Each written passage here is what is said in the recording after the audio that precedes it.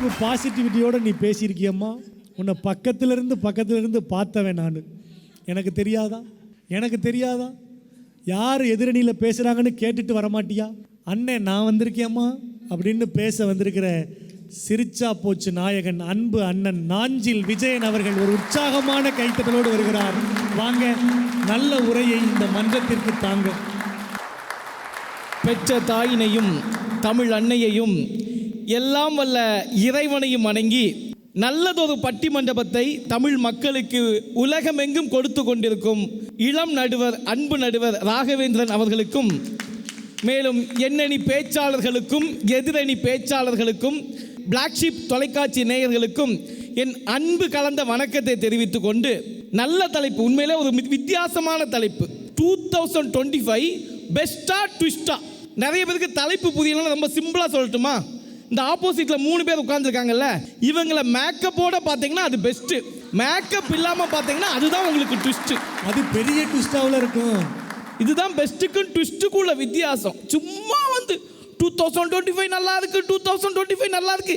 யாருக்கு நல்லா இருக்கு?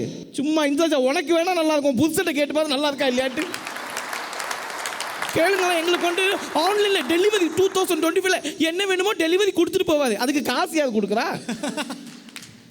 மாமாட்ட கேட்டு பாருங்க எவ்வளவு செலவு. அக்கா வீட்டில் உட்காந்து 150 முடிச்சிடலாம். ரொம்ப ஈஸியா ஜிபே ஸ்கேன் பண்ணி பண்றாங்களா? அதுக்கு நீங்க வேற சப்போர்ட். இன்று பாருங்கள் 2025 எல்லா இடத்திலும் ஜிபே வந்து விட்டது, பெட்டி கடைகள் வந்து விட்டது, அந்த கடைகள் வந்து விட்டது, எல்லா இடத்துலையும் ஜிபேன்னு ஒன்று வந்திருக்கு. ஆனா உங்களுக்கு தெரியாமையே அந்த ஜிபேல எவனோ ஒருத்த மாசம் காசை புடுங்குறானா இல்லையா? அதுதானே ட்விஸ்ட். எங்களுக்கு காசை நம்பி எங்க அக்கௌண்ட்ல வைக்க முடியல. ஐயா என்னையா உங்களுக்கு ஜிபே, என்ன ஜிபே? இது உங்களுக்கு சந்தோஷமா? அம்மா முன்னாடிலாம் ஃபெஸ்டிவல் ஒரு நல்ல நாள்னா இந்த பாட்டியுடைய பக்கரப்பை, அது உங்க ஊர் ஸ்லாங்ல என்னன்னு சொல்லுவாங்கன்னு தெரியல, எங்க நாகர்கோயில் பக்கம் பக்கரப்பை அப்படின்னு சொல்லுவாங்க. அந்த சுருக்கு பை அதை இடுப்புல முடிஞ்சு வச்சிருப்பாங்க. அதுல இருந்து கையை விட்டு ஒரு 5 ரூபா 10 ரூபா எடுத்து கொடுக்குற ஆனந்தம் இன்னைக்கு உங்க கூகுள் பேல 1000 ரூபா வாங்குறதுல இருக்கா? அதை தான் நாங்கள் ட்விஸ்ட்னு சொல்லிக்கிட்டு இருக்கோம். சும்மா வந்துக்கிட்டு அது இது அது பாருங்க. இன்னைக்கு பாருங்க தமிழ்நாட்டில் மகளிருக்கு இலவசமாக பேருந்து கொடுத்தாங்க. ஓகேம்மா, உங்களுக்கு பெஸ்ட்டு. ஆம்பளைங்க நாங்கள் என்ன பாவம் பண்ணோம்? எவ்வளவு சும்மா அடிச்சு விடு. அடுத்து இன்னொன்று அடிக்கிட்டே போனாங்க இந்திரஜா பாப்பா. விளையாட்டில் உயர்ந்திருக்கிறோம், கல்வியில் உயர்ந்திருக்கிறோம், அதில் உயர்ந்திருக்கிறோம், இதில் உயர்ந்திருக்கிறோம், எல்லாவற்றிலும் உயர்ந்துள்ள 2025 ஒயின் ஷாப்பும் உயர்ந்துள்ளது. இதுதான் நாங்கள் ட்விஸ்ட்டுங்கிறோம். கேட்டோமா டாஸ்மார்க்கு? இன்னொன்று சொன்னாங்க லவ் ஃபெயிலியர் ஆனால் இன்ஃப்ளூயன்சஸ் ஆயிடுவாங்களா? இங்கே எத்தனை லவ் ஃபெயிலியர் இருக்கீங்களம்மா? இந்த கல்லூரி பெண்கள்லாம் இருக்க மாட்டீங்க. ஆமாம், எல்லாம் நல்ல தங்க குட்டிகள். இந்த காலேஜ் பொண்ணுங்க ஸ்பெஷல் என்ன தெரியுமா சார்? பசங்க பின்னாடி சுத்தவே மாட்டாங்க. ஆனால் எல்லா பசங்களையும் பின்னாடி சுத்த வைக்கக்கூடிய சிங்க குட்டிகள், தங்க கட்டிகள். எப்பாடி இந்த கைத்தட்டை வாங்குறதுக்கு என்னென்ன சொல்ல வேண்டியிருக்கு பாருங்க. நான் சொல்றதெல்லாம் உண்மை நினைச்சே கை தட்டிட்டு இருக்குதுங்க. இதில் வேற லவ் ஃபெயிலியரான இன்ஃப்ளூயன்சர். யாருமா எந்த காலத்துலமா இருக்கீங்க? லவ் ஃபெயிலியரான இன்ஃப்ளூயன்சர் ஆகணும். இன்னைக்கு பாருங்க, இதே காதலித்ததனால் ஜாதியின் பெயரை சொல்லி அவர்களை அழிக்கிறார்களா இல்லையா? இதுதான் நாங்கள் ட்விஸ்ட். நிம்மதியாக லவ் பண்ண முடியுதா? அடுத்து இன்னொன்று சொன்னாங்க 2025 இது பெஸ்ட்னா அவங்களுக்கு குழந்தை பிறந்திருக்கான். அது என்கிட்ட சொல்றீங்க. அவங்களுக்கு 10 மாத குழந்தைனா எனக்கு 8 மாத குழந்தையா? குழந்தையை பெற்ற தந்தைகளுக்கு மட்டும்தான் தெரியும் பேம்பஸ் வாங்குவதற்கு லோன் வாங்க வேண்டும். பேம்பஸ் வாங்கி மாள முடியல, அதுக்கு இல்லாம லோன் கொடுக்குறாங்க. அதுக்கு கொடுத்தா வாங்கிடுவை, அவ்வளவு கஷ்டம்யா. எங்க தான் அடக்கி வச்சிருக்காங்கன்னு தெரியல. ஒரு நாளைக்கு 18 பேம்பஸ் மாற்ற வேண்டியிருக்கு மேடம். முன்னாடி தான் சார் 2025 இந்த ஜென் கிட்ஸ்னு ஒன்று வந்திருக்காங்க. இதை எங்க கண்டு? இதெல்லாம் அரளி விதையை தான் அரைச்சி கொடுக்கணும். எனக்கு சென் கிட்ஸ் மேல அவ்வளவு கோபம் நடுவர் அவர்களே. ஏன்? மரியாதை இல்லைங்க. யாருக்கு? சென் கிட்ஸுக்கு சுத்தமா. நான் வாரங்க, ஒரு பையன் என்ன கண்டுபிடிச்சிட்டான் மேடம். உண்மையிலே மேடம், அவன் ஃப்ரெண்ட்டு சொன்னாடே இங்க பாருடா யார் இருக்கானு. எவனா இருந்தா எனக்கு என்ன, வாடா. இங்க பாருடா, வாடா. நாஞ்சில் விஜயன்டா. நாஞ்சில் விஜயன் அது மூஞ்சில் விஜயன் அது. நான் கேட்டேனா சார்?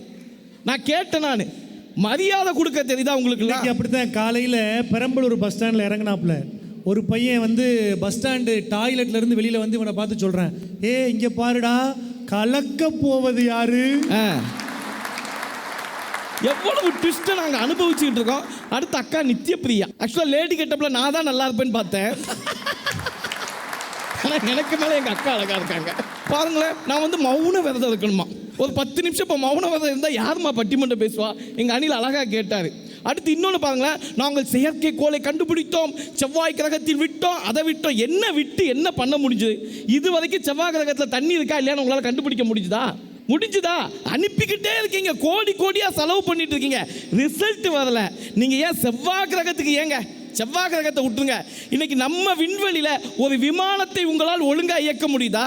குஜராத்தில் ஒரு விமானம் ஆக்சிடென்ட் ஆகி 240 உயிர் போனதே, அதல்லவா நாங்கள் ட்விஸ்ட்னு சொல்கிறோம். ஐயா ஒன்றும் இல்லை, 2026 எனக்கு எப்படி தெரியுமா ட்விஸ்ட்டு? அம்மா நல்லா கேட்டுங்க. 2026 25 2025 முதல்ல நான் ரெசல்யூஷன் எடுக்கிறேன்க்கா. என்ன ரெசல்யூஷன் தெரியுமா ஐயா? வாழ்க்கையில் நீ பொய்யே பேசக்கூடாதுன்னு. நீங்களா? சத்தியமாக எடுத்தங்கய்யா. சரி, என்னம்மா நம்ப மாட்டீங்களா? உண்மையிலே எடுத்தேன். வாழ்க்கை நீ பொய்யே பேசக்கூடாதுன்னு ரெசல்யூஷன் எடுத்துட்டு திரும்பி பார்க்குறேன். என் பொண்டாட்டி என் பின்னாடி வந்துட்டு என்னங்க நான் எப்படி இருக்கேன்னு கேட்குறான். இதுக்கு என்ன சொல்ல முடியும்? அழகா இருக்கேன்னு சொன்னா ரெசல்யூஷன் தப்பா போயிடும், அழகா இல்லைன்னு சொன்னா என் வாழ்க்கை தப்பா போயிடும். இப்படி தானே எங்கள் வாழ்க்கையில் பல இடங்களில் ட்விஸ்டாக இருக்குது. எவ்வளவு இன்னைக்கு ஜென் கிட்ஸை பாருங்கள். இன்றைக்கி குழந்தைங்களா, முன்னாடிலாம் குழந்தைங்களுக்குலாம் தாளாட்டு அது இதுன்னு எவ்வளவோ சொல்லி கொடுத்தாங்க. ஆனால் இன்றைக்கி 2025 ஒரு அம்மா சொல்லுது, இங்கே வாங்க நாஞ்சில் விஜயன், என் குழந்தை நல்லா ரைம்ஸ் பாடுவா. ஓ சூப்பரா, எங்கே பாட சொல்லுங்கள் நானும் கேட்டேன். ஆசையா 3 வயசு 4 வயசு குழந்தை இல்லையா, நல்லா பாடு, ஏதோ பாரதியார் கவிதை திருக்குறள் சொல்லுன்னு பார்த்தா, சொல்லு நாஞ்சிலங்கள் வந்திருக்காரு, அது பாடுதுக்கா. அண்ணன்ன பாத்தியா அப்பட்ட கே கே கே கே நான் அண்ணன்ன பாத்தியா அப்பண்ண கே கா கூ கூ கா கூ கூ கூ. என்ன பாட்டுன்னு அதுக்கும் புரியல, எனக்கும் புரியல. இன்னைக்கு குழந்தைங்களுக்கு நீங்க இதான சொல்லி கொடுக்குறீங்க? நல்ல கருத்துக்களை உங்கள் சமூக வலைதளம் கொடுக்குதா? அதுதானே எங்க ட்விஸ்ட். என்ன பாருங்க, இன்னைக்கு இந்திரஜா பட்டிமன்றத்தில் 10 நிமிஷம் தான் பேசுது, விளாக்ல 1.5 மணி நேரம் பேசிட்டு வந்தாச்சு. ஹாய் மக்களே, இங்கே போகிறேங்க, இன்னைக்கு நான் பட்டிமன்றம் போகிறேன், நடுவர் ராகவேந்திரன் தான், அவரை விட நான் தான் நல்லா பேசுவேன்ட்டு. இது உங்களுக்கு ட்விஸ்ட்டு. நீங்கள் அந்த வீடியோ பார்த்தா தான் உங்களுக்கு தெரியும். லிங்க் அனுப்புகிறீங்களா? அதில் இன்னைக்கு கப்புள் விளாக்லாம் தாங்க முடியல மேடம். ஃபர்ஸ்ட் நைட்டை தவிர மற்ற எல்லாத்தையும் காட்டுறாங்க. கூடிய சீக்கிரம் அதையும் காட்டுவாங்களான்னு எங்களுக்கு பயமாக இருக்குது. எவ்வளவு ட்விஸ்ட்டை தான் நாங்கள் அனுபவிச்சுக்கிட்டு இருக்கிறதுக்கு. நடுவர்களே இன்னைக்கு பாருங்கள், பெண்களுக்கு, தமிழ் பெண்களுக்கு என்ன அழகு தெரியுமா? தங்கம் தாங்க அழகு. அந்த இத்தினோண்டு தங்கத்தையும் தன் தாலியில் சுமக்கிற பெண்களுடைய அழகு இருக்குல்ல. நான்லாம் கல்யாணம் ஆன புதுசில் டெய்லி காயம் பொண்டாட்டி தாலியை தொட்டு தொட்டு கும்பிடுவான். எனக்கு அவ்வளவு சந்தோஷம். ஏமா என் மேலே அவ்வளவு பாசமானு இல்லைங்க, தாலி என் கழுத்தில் இருக்கா இல்லை நைட்டோ நீ கழட்டிட்டு போயிட்டியான்னு பார்க்கறதுக்கு தாங்க தொட்டு தொட்டு கும்பிடுவேன். நான் கூட பாசத்தில் தான் கும்பிடுறான்னு நினச்சேன். இப்படிப்பட்ட ட்விஸ்ட்டை எவ்வளவு எதிர்பார்த்துருப்பீங்களா? நண்பர்கள், இன்னைக்கு உலகத்தில் எல்லாமே காசு ஆயிடுச்சு. எல்லாமே காசு, குடிக்கிற தண்ணி அது இது எல்லாமே காசு. ஆனால் காசே இல்லாமல் சுவாசிக்கிற ஒரே ஒரு விஷயம்னா இந்த காற்று மட்டும்தான். ஆனால் 2025 டெல்லியில் காற்று கூட மாசுபடுது. நிம்மதியாக காற்று சுவாசிக்கப்பட முடியுதா? இதெல்லாம் நாங்கள் ட்விஸ்ட்டுங்கிறோம். இன்னைக்கு சொல்கிறாங்க ஏஐ டெக்னாலஜி வளர்ந்துருக்கு. இன்னைக்கு ஏஐயில் என்னென்ன கருமெல்லாம் பார்க்க வேண்டியிருக்கு நண்பர்களே. ஏஐயில் நியூஸ் வாசிக்கிறாங்க, அதெல்லாம் கேட்டிருப்பீங்களா? எனக்கெல்லாம் வாட்ஸ்அப்பில் கார்த்திக் நேற்று ஒரு பாட்டு அனுப்புனாரு, தூத்துக்குடி கொத்தனார். அதுக்கு மேலே அந்த பாட்டை கேட்க முடியல. இதற்கெல்லாம் காரணம் யாரு? ஏஐ தொழில்நுட்பம். ஒரு தொழில்நுட்பத்தை எதற்கு பயன்படுத்தணுமோ அதை தாண்டி எதற்கோ பயன்படுத்தி கொண்டிருக்கிறீர்களே, இதுதான் ட்விஸ்ட்டுங்கிறோம். அண்ணா பல்கலைக்கழகம் ஒரு மாணவியுடைய நிலைமை நம்ம எல்லாருக்கும் தெரியும். ஒரு கல்லூரியில் நிம்மதியாக பெண்கள் படிக்க முடிகிறதா? இதெல்லாம் நாங்கள் ட்விஸ்ட்டு சொல்லிக்கிறோம். ஒரு விமானத்தில் நிம்மதியாக பயன்படுத்த முடியுதா? நான் கடைசியாக ஒன்று சொல்லிக்கிறேன், 2025 பெஸ்ட்டு தான். எப்போ பெஸ்ட்டுனா 2025 விவசாயிகள் போராடாமல் அவர்களுக்கு எல்லா நலனும் கிடைத்தால் அதை பெஸ்ட்னு சொல்லுவேன். இத்தனை இளைஞர்கள் இருக்கிறார்களே, படித்த எல்லா இளைஞர்களுக்கும் 2025 நல்ல வேலை கிடைத்திருந்தால் அதை நான் பெஸ்ட்னு சொல்லியிருப்பேன். இன்னைக்கு பெண் குழந்தைகள் 2025 நிம்மதியாக வெளியே போயிட்டு வீட்டுக்கு பாதுகாப்பாக ஒரு வேலை வந்திருந்தால் அதை நான் பெஸ்ட்னு சொல்லியிருப்பேன். இன்னைக்கு நம்ம சாப்பிடக்கூடிய உணவில் கலப்படம் இல்லாமல் மருத்துவமனையே இல்லாமல் போயிருந்தால் 2025 நான் பெஸ்ட்னு சொல்லியிருப்பேன். இன்னைக்கு டெக்னாலஜியை இளைஞர்கள் தவறாக பயன்படுத்தாமல் இருந்திருந்தால் 2025 பெஸ்ட் என்று சொல்லியிருப்பேன். படிக்கிற கல்வியை இன்று காசாக்கி விட்டார்களே. எல்லாரும் ஒரே கல்வியை படிக்கும் நிலைமை 2025 வந்திருந்தால் அதை பெஸ்ட் என்று சொல்லியிருப்பேன். முடிவாக கடைசியாக பணக்காரனாகிவிட்டே போகிறான், ஏழை ஏழையாகிவிட்டே இருக்கிறார்களே. இந்த பாகுபாடு 2022 இருக்கும் வரை 2025 ஒஸ்ட் ட்விஸ்ட் என்று சொல்லி வாய்ப்பளித்த அத்துணை நல் உள்ளங்களுக்கும் நன்றி கூறி விடைபெறுகின்றேன். நன்றி, வணக்கம். அருமை அருமை அருமை. ஒரு அரங்கு நிறைந்த கைத்தட்டு அன்பு அண்ணன் நாஞ்சில் விஜயன் அவர்களுக்கு.